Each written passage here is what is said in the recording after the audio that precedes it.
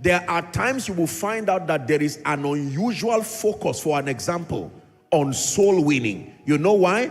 Because when you find people pass on to glory, there needs to be more hands.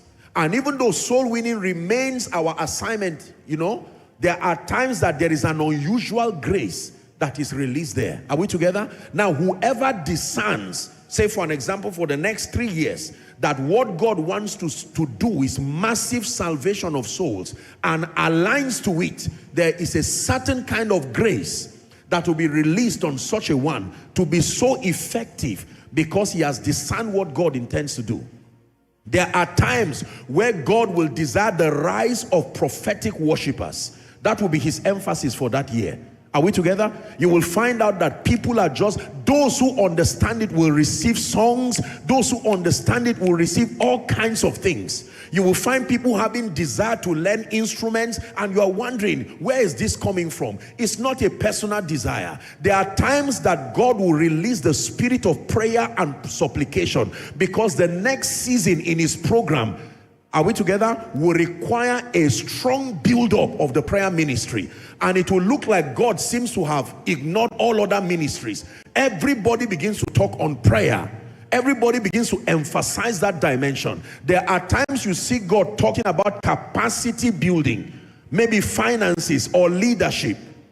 And even those who ordinarily would not pay attention to such a subject, they become interested. It is because they are all answering to God's grand vision, but that for every season, there is what God is doing. Who understands me so far?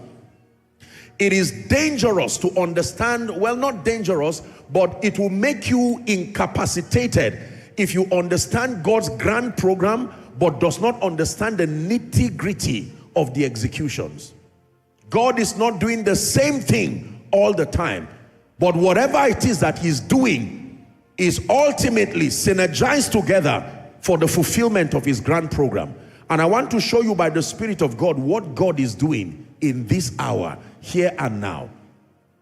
It matters for us to know what God is doing, so that we are not caught up with what he was doing. You see, it is the same God who can tell you to go to Brook Cherith, is his voice. But make sure while you are at Brook Cherith, you don't allow the presence of the raven and the presence of the water at the brook to deafen your ears, because sooner or later his voice will come again. When seasons change, strategy will also change. At Brook Cherith, you don't need any man. You just need your faith and look out for ravens. By the time the season is over and you are still looking out for ravens, you will be disappointed, because the ministry of ravens would have come to an end. Are we together? Now you can stay at Brook Cherith and say, I know God told me. This one is God that sent me here. You are not lying. But because of what God